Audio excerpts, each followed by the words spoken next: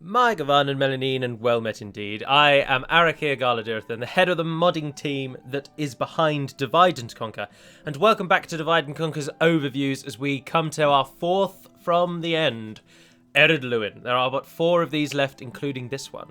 Now, Ered Luin is going to be an interesting one as we get through it, but a couple of things to note first of all. Do remember that there are still voting going on for all forms of modding awards over on Total War Center. The link in the description of this video will just be to the page that goes to each individual games, mods and categories, rather than, because beforehand I linked only to where Divide and Conquer was, and some people then didn't know how to get back to the other stages. So I will link to more, so do remember that that's going on. Additionally, for those of you that may have just dropped in on this one, the reason there is no Fog of War is because I have turned it off for the purposes of this video. There is normally Fog of War. So I've seen that asked a couple of times now, actually, so I thought I'd cover that. So, Ered Luin, our second Dwarven overview, and they're an interesting one. But let's just run through our pattern as normal on this campaign side. So, first of all, the size of your domain and your initial army. Ered Luin have 3 regions: Fahamgathol, Gehuzanar, and Thorin's Halls. They do not own Buzz-Radum.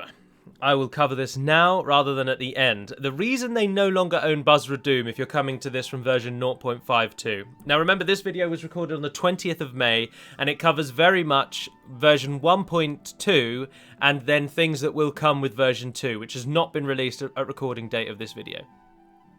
However, in version 1.2, Buzz-Radum was removed from Ered Luin. Many of you know this. Many of you don't know why. Now, am fully aware that in many of the documentation we've got, Ered Luin are said to actually be south of the Perth of Lune. They are not in the northern section. However, we've got them in the northern section. And they used to be in both the north and the south. However, this caused loads of problems for the AI. Namely that because they couldn't walk between Buzz-Radum and Thorin's Halls, they would kind of stagnate. Now, you might have an example of a situation where they didn't. However, in most occasions, in most games, most playthroughs, they would stagnate. Their split nation caused major problems for them, so we took away Buzz-Radum from their expansion. So do note that. Not from their expansion, sorry, from their starting region. So you don't own Buzz-Radum. You will never own Buzz-Radum. I appreciate that this is a removal from the lore, and many of you will find great fault in that. And I suppose there is an argument to suggest that Ered Luin should go south, but then Ered Luin will always, 10 out of 10 times, beat Ened Wyth. That's all they'll do. They'll just take Ened Wyth out of the game, and then I don't think it would have as good an effect. Linden will be able to take up the slack against Angmar, so little would change in the north, and Ened Wyth would just get annihilated every game. So it's not worth it, in my opinion. So you only start with Thorin's Halls, Gehuzanar, and Fahamgathol.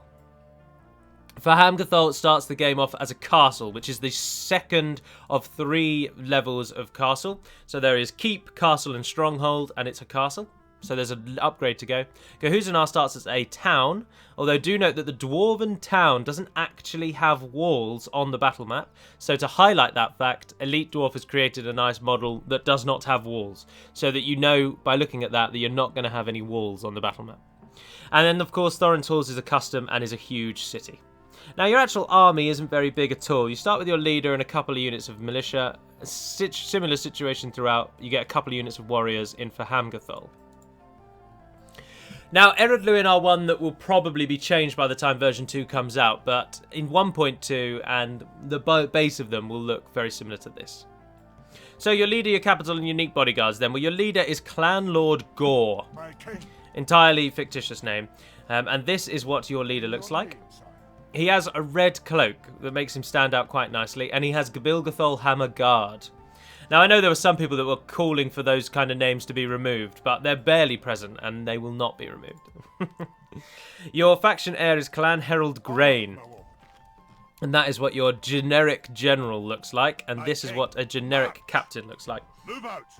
Substantially taller than the general, but don't let that bother you.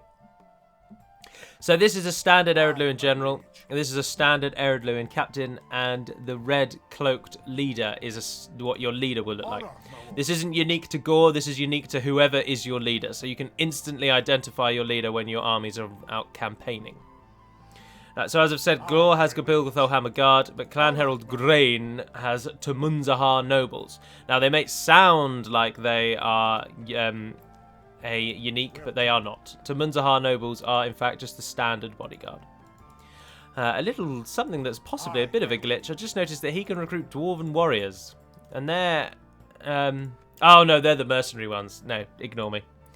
They're the mercenary ones. So you can get some mercenaries straight away. You will, of course, note there that you can get mercenary cavalry, and that's the only way you will ever get cavalry. And Ered and rely on the Brelanders for their cavalry. So your diplomat comes out of Thorin's Halls. He comes out of the building, which I believe is called Thorin's Halls. Yes, there it is. Which just gives you public order bonus and retraining cost reduction, and it trains your diplomat. Rebel expansion then, well, as you can see, your options are to go east, and that is it. Garth Heligoth has a reasonably large garrison, as does Ostgelon, so you'll have a little bit of time before you can break out into the vast plains of northern Eriador, or Arnor, northern Arnor. You can also head south to the village of Perthenloon if you do so choose, which, interestingly, the AI often ignores this village completely. I don't really know why, but they do, so... That's free to take, should you wish to take it. So your options are to go east, and that is it. You have to continue until you reach Angmar. So we move on to neighbours and diplomacy. Angmar start off as your enemy, as does the Misty Mountains, who are miles away. It's just ancient dwarven hatred. Your only allies are the dwarves of Erebor, so do note that. Your only allies are the dwarves of Erebor. You are totally free to attack Linden, Bree, the Northern Dunedain, break off your war with Angmar, side with Angmar, and play the campaign evilly.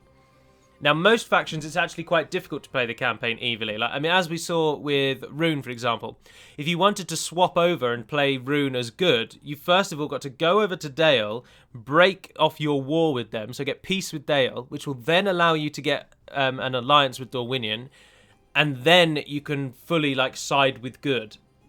Of course, you've got to do all of that before Dorwinion actually attacks you, which is quite tricky. So with some nations, it's difficult to change sides because you can't ally with someone who is allied to someone you're at war with. So Rune, for example, can't ally to Dorwinion despite starting the game at peace with them because you're starting the game at war with Dale, who are allied to Dorwinion. But Ered Luin don't have that problem. If you want to play evilly, everyone in Eriador is fair game. You can attack anyone you like. So do note that. And the reason I mention that is because these are your neighbours. So Linden away to the south, Bree slightly further to the east, and then the Northern Dunedain and Numinas and Fornost Rhine as well. So economy and buildings, well, you're a dwarven nation, so your economy is always very good. If you can, always build mines, because with recent updates that I implemented, the dwarves get more money out of mines than anyone else. Second... the dwarves and then the orcs of the Misty Mountains come next, and then pretty much everyone else is a tier after that. So you want to try and get mines because they will make you a lot of money. Your guilds, if you're playing as Ered Luin, are the Masons Guild, which is a unique dwarven guild which gives you huge building cost reductions, and a Warriors Guild, which is standard that everyone gets, and you get the Axesmith Guild and the Durin's Forge Hall, and this is the only way to get a melee weapon bonus in the game, but every nation gets one of these type of guilds. Additionally, with version 2, we have added the ability for dwarves to build ports. Previously, dwarves could not build ports, and this is because the dwarves themselves would never go in a ship. Never. However, they would still at least use like sea trade, and they'd allow trade to come to them via ships. And they would arguably have some merchantmen who would board ships and sail for trade purposes. They'd never use them as war vessels. And this is reflected in the fact that you can only build the tier 1 port. You can never build anything more than just the port. You're not a great seafaring nation, so you can build a single port and that's it. Although it should be noted that with changes by... Oh, let's use for Hamgathol, actually, because it's easier. Let's rename this, just to show you a little bit of what the dwarves can get. You do get a unique port model. Where is the port for Hamgathol? Over there. So, the courtesy of the elite dwarf, and it looks so good in game, doesn't it? Look how sweet that looks. It looks like a fort merged with a port. So elite dwarf, you have blown my mind again. If you're playing as the dwarves, this is what your port will look like. Now remember, you can only ever get the tier 1 port, so it'll always stay like that, but good lord does that look good. It blends in with the terrain around it incredibly well as well, doesn't it? Save for... No, I think that blends in perfectly with the wall coming up to the... Oh, that just looks good. I'm having a little bit of a nerd boner over this, but I hadn't seen it in game yet properly, and kudos to Elite Dwarf because that looks amazing. So you only get tier 1 port, but you do get at least a unique looking port. And again, I'm just going to mention again that I absolutely love this. This is absolutely blowing my mind. I can't wait to see what he does with the Elven ports as well. So many good things coming out of the Elite Dwarf. So economy-wise, you're always going to make good money. Thorin's Hall starts as big as it's going to be, so that makes good money too. Now, in terms of scripts, Ered Luin have none. Along with Linden, they are the two remaining factions that really have nothing special about them. They are easily beginner factions. If you don't really understand the concepts of the game, you just want an easy time, Ered Luin and Linden are your way to go. Now, we will try and jazz Ered Luin up. Lord of Links is suggesting a lot of cool things. And all of this discussion and talk is noted, even if I don't reply to everything. And so Ered Luin might well change, but at the minute, and even if they do change, it won't change substantially. So they're very much a beginner faction, and they're a good hoot to play. If you are feeling all-powerful and that no one can stop you. Of course, you do get a garrison script, and you'll get that in Fahamgathol and Thorin's Halls. You'll also get it in both Khazad-dûm East and West, and you will get it in Erebor and Kiriggathol if you make it all the way over there, which you're very unlikely to do, but if you do, you get garrisons over there. You also get a garrison in any town that is currently rebel if you upgrade it to 1 stage higher than what it currently is. So if you were to take, for example, Sayakan and make it a town, you get a garrison there. And the only reason I've popped down here is just to show you off a few of the changes. Just in case you'd forgotten about the massive changes we'd made to the deserts of Farhad and Ered. Anywho, so then on to map changes for Ered Luin. Well, since version 0.52, certainly Fuerost has been added. That didn't used to exist. And Gobadrine has been added. That didn't used to exist. This all used to be Bari Donyonak. This whole section up here, everything. So Barketa was always there, but all of this was one massive region. Additionally, Pitkaranta and Roskiaven have both gone. So, as many of you will know, Roskiaven is now called Brown Boat, as a nod to its old name, and it now resides in the East Bight, which is the section of Mirkwood that has been cut away. And Pitkaranta, I can't remember what you made way for. I can't remember where we moved you, but Pitkarant has also gone. So this is just part of Fueros now. This is part of Rakhang, which is Angsul, and this is just part of the Wastelands region.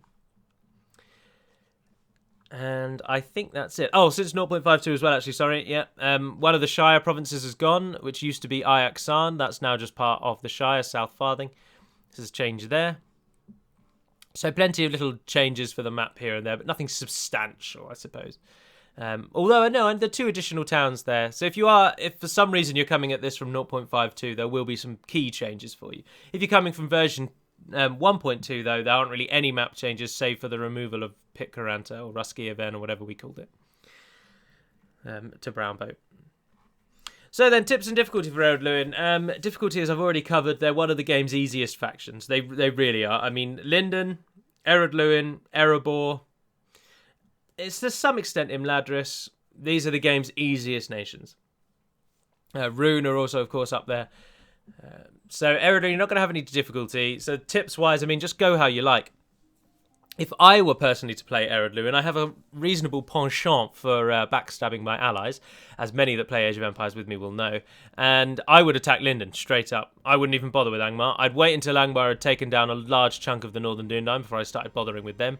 And I would immediately take Linden out of the game.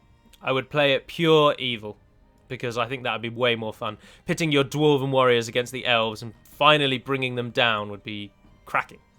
Even though arguably the dwarves are to blame for much of the elven animosity, owing to their greed and lust, although many people will defend them, and this is an arguable point. But in the first age, the dwarves instigate a killing of the elves, not the other way around. However, there is argument to say that the dwarves weren't... there wasn't proper consideration for the work that they did, so they were right to try and claim these jewels that they fought the elves for. But equally, I mean, they did murder a ton of elves, and they sacked the city and they fled back to the mountains, although they got killed before they got there. But Anyway, if you're wondering, that's part of the reason why dwarves and elves hate each other, because in the first age they fought against each other in one brief battle. They also, however, fought with each other, and as we now move over to the battle map side, a unit will reflect that union. Only in name, though. It's not an elf-dwarf hybrid. Anywho, that will conclude this half of the map, of course, and I will see you on the battle map side. Welcome to the battle map half. So, a quick overview of Ered Luin, as we do with every episode. You'll note that you get virtually no cavalry, virtually no ranged options, and almost your entire army is on foot. You'll also note the incredibly small size of your army. I mean, don't let the images down here fool you, because I've doubled the catapults and the ballista. And these three units, which won't really be covered, are all AOR, and Ered Luin are very unlikely to see any of these, possibly the Gundabad hammers. So you get a really small roster, is a key part. But don't let that fool you. You've got a very strong roster. Now, Ered Luin, I must confess, I'm entirely uncertain as to where units are trainable, which is why I'm pleased that I've been doing them lines by stats. Because you've very much got a militia tier, then you've got a standard tier. And then there's this kind of middle tier, which seems like it would come after the barracks event, but I'm fairly certain it comes before. So then there's that tier, and then you've only really got 3 elites, and then your generals. I've put the siege equipment over here because for the dwarves, siege equipment is very much your cavalry. And that's because you can't really run anyone down. You're very slow units. You're very slow warriors, regardless of whether or not whoever it is that keeps posting a million times about why we should make the dwarves faster than they are. And it's wholly unlaw accurate to have the dwarves as being slow, because Tolkien writes that in The Hobbit they can run pretty quickly when they want to. And it's like, yeah, I'm sure they probably can run pretty quickly when they want to. But first of all, The Hobbit is a children's book. And secondly, dwarves are physically shorter than other people. I don't care how fast they might be. They are physically restricted from running faster than someone with longer legs. That is just raw fact. So they are going to be the slowest units because they're the shortest units. And to be honest, on this one, I don't really care how many times you post that Tolkien wrote X, Y, Z. It's open to interpretation. And I'm not going to exactly be shot down by the masses. Even the rabid lore fans aren't going to come at me with pitchforks if I say that the dwarves should be as fast as humans. There's no argument for that. They're short people. They might be able to run fast relative to their size, but they are still short. They are not going to run faster than 6'5" elves. It's just that simple. So stop posting. Anywho, so your siege equipment is your cavalry. But let's go through the stats. I don't think there are any new units. There are many units that have new name changes, but I don't think a single thing has been added since 0.52, except for this one sword unit. Otherwise, I'm pretty sure everyone else has just been renamed. Also, let me just touch upon, in the last episode, it crashed when the Orc Hunters threw their axes. And yes, that was because I'd written over my projectiles file and I'd not fixed it properly. But I have since edited the projectiles file so that when you all come to play version 2, when you come to play version 2, it should just work for you. I've set it up to work with the standard installation build of Divide and Conquer. So if the axe throwers will crash your game in the future, it will be because you haven't got the game installed via the default path, which is Steam. It doesn't matter about Steam. It just purely matters about what you've called your Third Age folder. And I apologise that this is a bit of modding talk in the battle side, but this is a big problem for a lot of people, so I thought it's worthwhile covering it. Basically, the axe throwers in the game, when they throw their axe, the game goes to the projectiles file, it looks up the weapon that we've assigned to them, and it needs to assign that weapon a model so that actually you visibly see something flying through the air. And on that line, you have to put in the name of, and it starts with mods. So you go mods, Third Age 3, model strat, Francisca_high, I believe is the model. Now, if you've renamed your Third Age folder to anything other than Third Age 3 in version 2, you will have to edit this file or axe throwers will crash your game. Now, I know this is redundant to say here. No one will remember this. No one will do it. But I'm just highlighting to you all that we know how to fix the axe thrower crash, and it's a problem dependent on each individual system. And if even one of you listening helps someone in the future with that, I'll be eternally grateful, because people always think it's our fault and we've done something wrong, and it's not. It just has to be amended on a case-by-case basis. However, for the purposes of now, I believe I have fixed the Orc Hunters, and so they should not crash the game. But now they probably will. Right, so let's dive on then. So the first unit you're going to get are the Forgers, Ered Luin Forgers. Now, in our units removal suggestion thread, one of the things that we will definitely do is remove this unit, so don't get too attached to it. We won't really remove it. It's going to be replaced with a single militia unit that is shared by all three Dwarven nations, and its colour just changes depending on who's using it. So there'll be grey for Khazad-dûm, there'll be red for Erebor, and there'll be blue for Ered Luin. And it's a really good way of saving 2 unit slots. So in future, this unit won't be called Ered Luin Forgers. They will probably be called something like workers, like Dwarven workers, or Dwarven, maybe even just Dwarven militia. It might be that simple, but we'll see.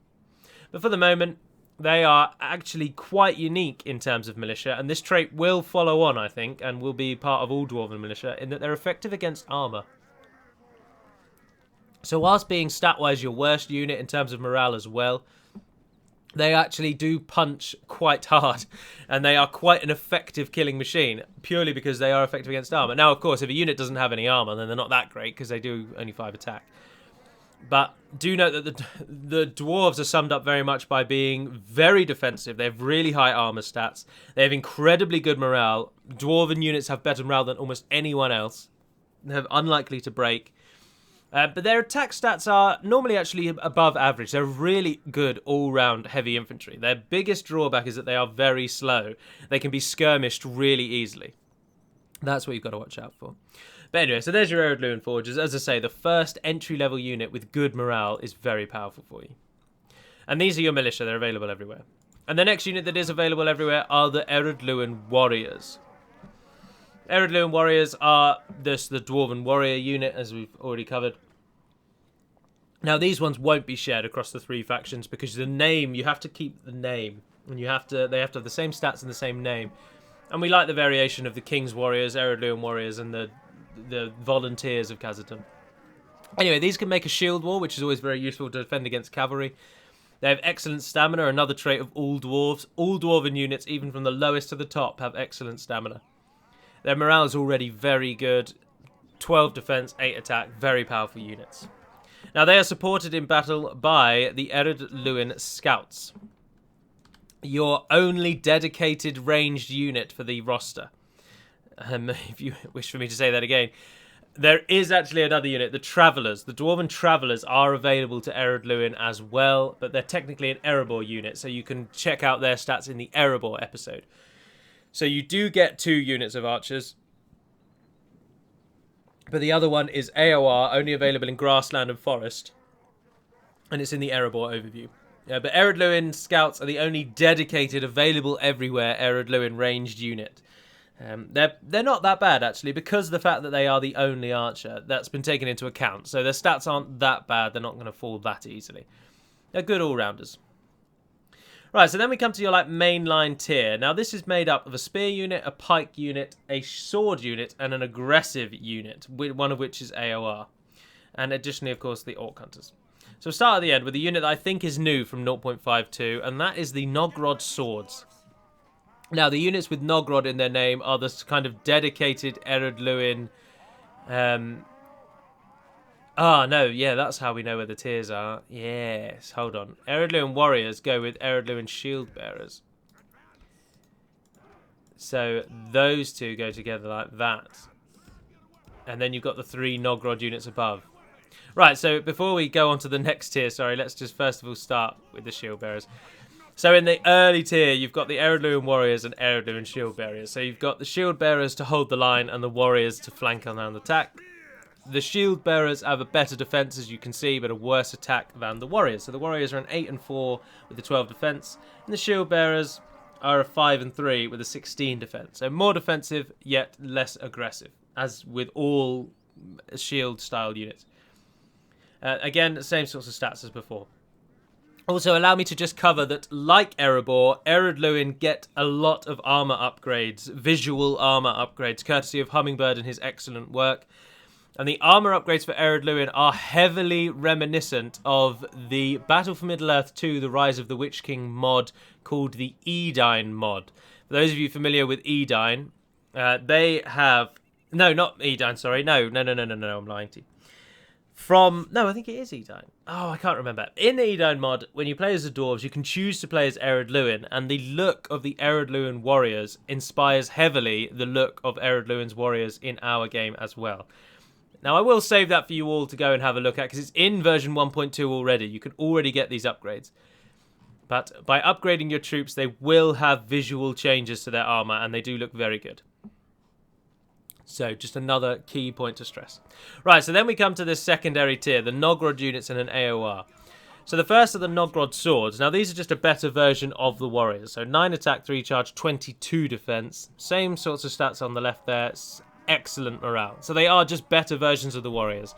And they are a sword unit, which is not against the law. Like, the dwarves use axes, yes, but they do also use swords. But interesting, they stand out because they use swords, because nothing else really does. But they are supported by one of the game's better units, of course, the Nogrod Pikes, because Pikes are always good units. They have a 6 attack and a 15 defense.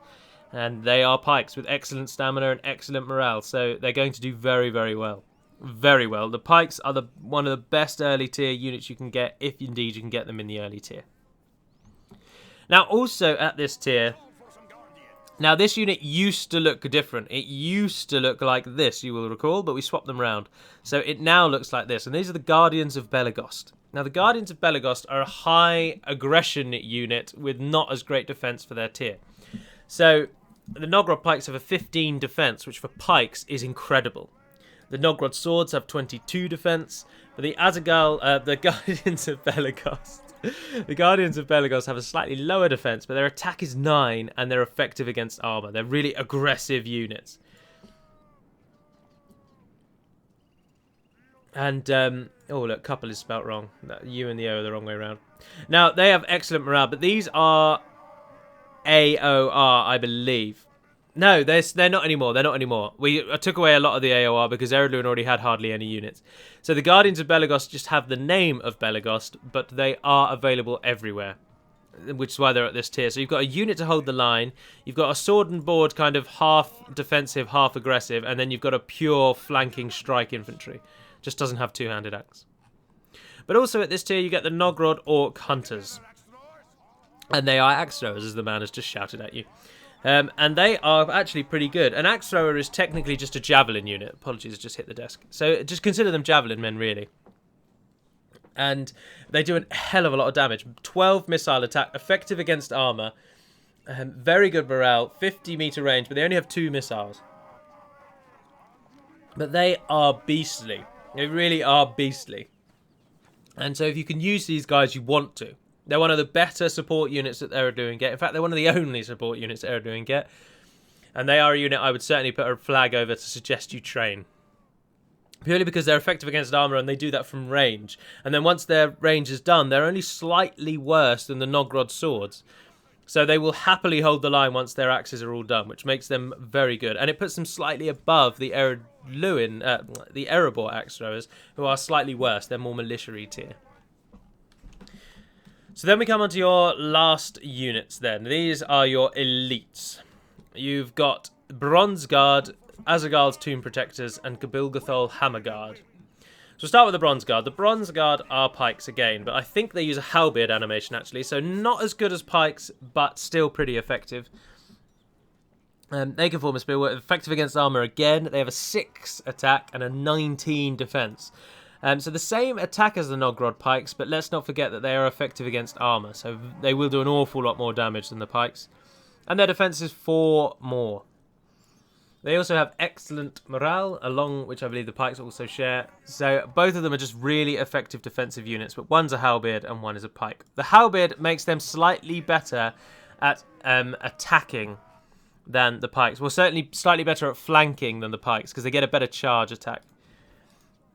Also, they actually physically have a better charge stat, which does help. Right, and so earlier I was talking about the elves and dwarves fighting together, and this is most well known with Azagal and the dwarves of Belegost and Nogrod as they attacked Glaurung the dragon. Now, Azagal was slain attacking Glaurung the dragon, but such was the ferocity of the dwarves that were with him that as they carried his body from the field, because Glaurung had fled, Azagal wounded Glaurung, the greatest dragon to have ever lived. He wounded him, which is an incredible feat. He was killed in the process, but Glaurung fled. And as the dwarves carried Azaghald's body from the field, the aura of fear around them was so great that the orcs let them walk away. They did not attack them. They literally created a funeral procession in the middle of a raging battle, and no one dared attack them. That was how overwhelmingly powerful and afraid the enemy was. Well, powerful for the dwarves, afraid for the enemy. And so Azaghald is remembered for his grand feat in the Azaghald's Tomb Protectors. Do note as well that it is said that the dwarves that were with Azaghald used to wear fearsome masks, and that was a part of the reason why the enemy feared them so much, because of these masks that they wore. Anyway, history lesson over. Azaghald's Tomb Protectors are your best flanking unit and a really strong unit. Effective against armor, check. High attack, check. Frighten nearby enemy infantry. Excellent stamina. They won't break themselves. And a 28 defense. They are amazing warriors.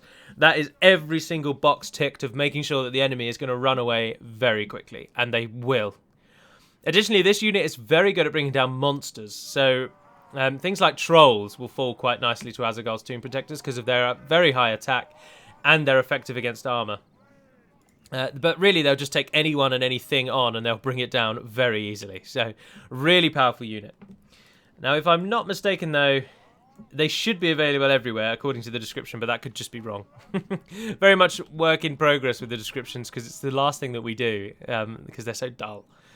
But I'm fairly certain that all of Dwarf Ered Luin's units are available everywhere, save for the 3 that I've put over there, that we won't really cover in this episode at all. And finally, you have the Gabilgathol Hammer Guard. These are your dedicated elites, along with the Bronze Guard. So you've got a dedicated defensive and a dedicated sword and board, essentially, although they've got a hammer, and your dedicated flank.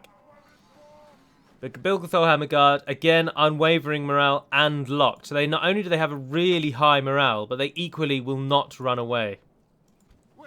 This is because a unit that can't run away can still essentially be reduced in effectiveness if its morale does break. So its morale can break, it just won't actually run away. It just then fights with less effectiveness. But it takes a long time to break the morale of these because they have the highest possible morale we can give them with the kind of arbitrary stat application that we use.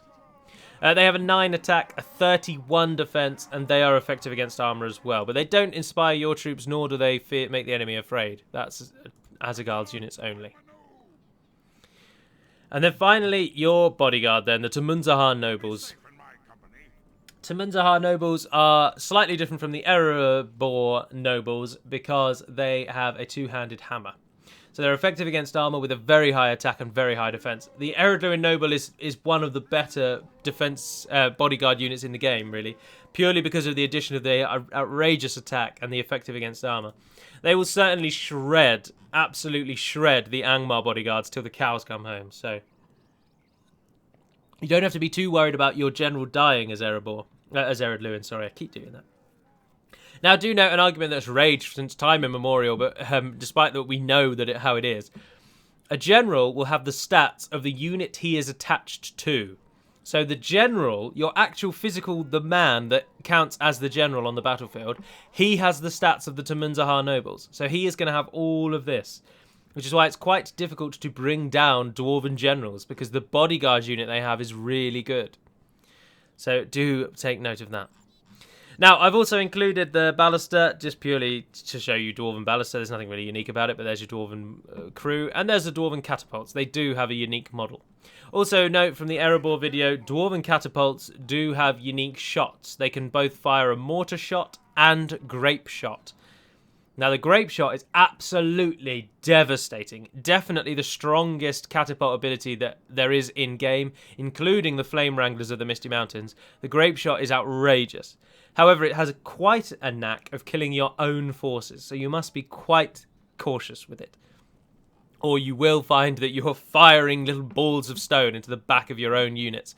And they're not going to be too thankful when a massive ball of stone smashes into their shoulder, dislocates their right shoulder, and then makes them fall forward onto the pike of the oncoming orc horde. So they probably won't be too pleased. So do try and be cautious with your grape shot.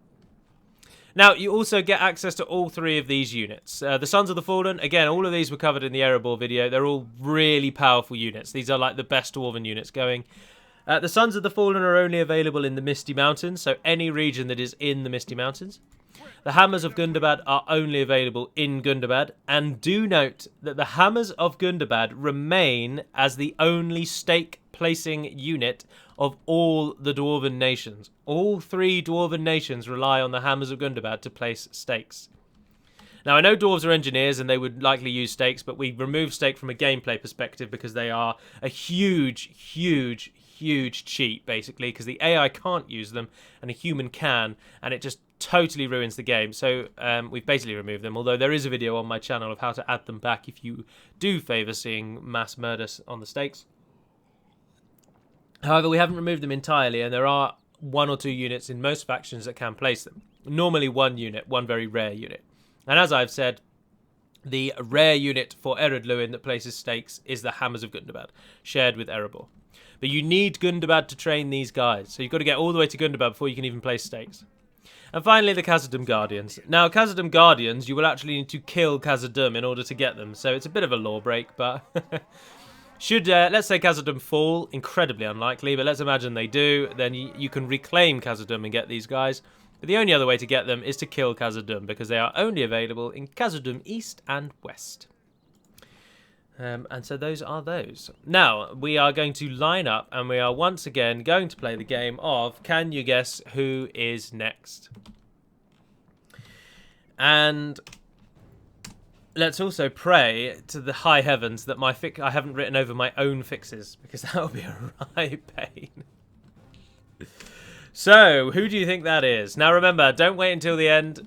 Play the game, because it's good fun. So all you can see is the sprites. And this is just a random mix-up of their armies. Now, you probably can just tell by just going through and seeing what videos we've already done and to knowing who's left. Oh, and he's giving it away. He's giving it away because I've covered those units. Maybe you didn't see. Maybe you didn't see. Close your eyes when I said that. Well, of course, if you haven't guessed already, although if you take your guesses at the start, it's Dunland. Dunland is next. And here they come, the hordes. Now, Dunland, by way of mention in this video, Dunland are hugely outclassed by the dwarves. It's not even fair how poorly matched up they are. Although they're using their catapults there to very good effect. Oh, they've got some ballista as well. Interesting that oh, that was a great kill. They go really aggressive. And the AI always just stands around and does nothing. Oh, it's killing its ballista. Always good to see. Where are the axe throwers?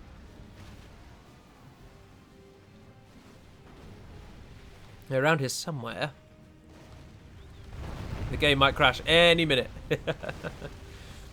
No, I'm sure I fixed it. I'm sure I fixed it. They must be at the back here. Yeah, Orc Hunters. There they are. They are moving into position. The flaming shots of the Dunlendings are pouring. Clan Spearmen up against Nogrod Pikes. It's not even going to be funny how many they kill. Oh, the mortars are going for their mortar shot. Massacring those units over there. Oh, no, I have fixed the projectiles indeed. A couple of them just threw axes and it didn't crash. He's about to throw. Oh, no, he's not, because the ground's just shaking beneath him. As we move over here, the Guardians of Dunland and the Doom Protectors. I go with the mortar shot almost exclusively today, I see.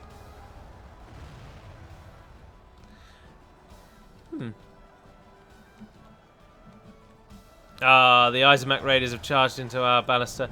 Another thing to note about the dwarves, which I mentioned, I think, in the rune episodes, is that the dwarven units have a really high mass stat. They have the highest mass stats of any units. Now what this means is that cavalry is actually not as effective against dwarves because the dwarves are pushing back with a lot of force. And it means that the enemy cavalry doesn't charge as deep into their lines. A dwarven shield wall is almost so powerful, it can almost hold back like elephants and things like that. They're really powerful. I mean, it won't hold back elephants, but they are your best bet. I'm very interested at why the projectile for the catapults has changed, because I don't remember changing it. I'm not too fussed. I mean, it is slightly worse quality, but I don't think that's copied into the... Oh, it probably is. I mean, it doesn't matter. It probably helps the game run a bit better because it's slightly worse quality. There's the bronze pikeman, not really doing anything at the moment. He's just kind of pushing that forward and backwards. Javelins of Dunland throwing in against the Sons of the Fallen. They are massacring us with their siege. Tomb Protectors up against the Guardians of Dunland, and they are slaughtering them. Now, do note, again, a little dwarven side note, the animation for the dwarves when they go into a proper kill move. So, as you may well know, if you watch the people fight, every now and then they get into like a little duel where a scene that you would have seen a million times will play out, and at the end of that scene one of them will die. So normally it's like a two-handed guy will sweep the legs of the guy in front of him, he'll run forward, and then he'll crack his skull on the ground. But that animation is locked at a human height, and dwarves of course aren't at human height. Has thrown his life away, and perhaps our chances of victory with it. So when a dwarf goes into that kill animation, they actually grow in size for a few seconds and then they shrink back down again afterwards, which is quite interesting. Oh, look, the pikeman holding the line like a boss. But I think that will conclude today's episode. So now we only have 3 left. Khazad-dûm, Dunland, and Khand. So we can't really play Guess Who's Next because you'll know, but... Oh, a cracking shot from the mortar there. And a second follow-up. You get to see the more destructive power of the mortar. It used to be useless, and now it's quite good. But that will conclude. So I do hope you've enjoyed this foray into Ered Luin's play, their game, their start, and little tidbits about the dwarves. I trust you enjoyed looking at the Dwarven Port as much as me. And until we speak again, dear friends, Nevair and Aden Perimad Melonin, and farewell.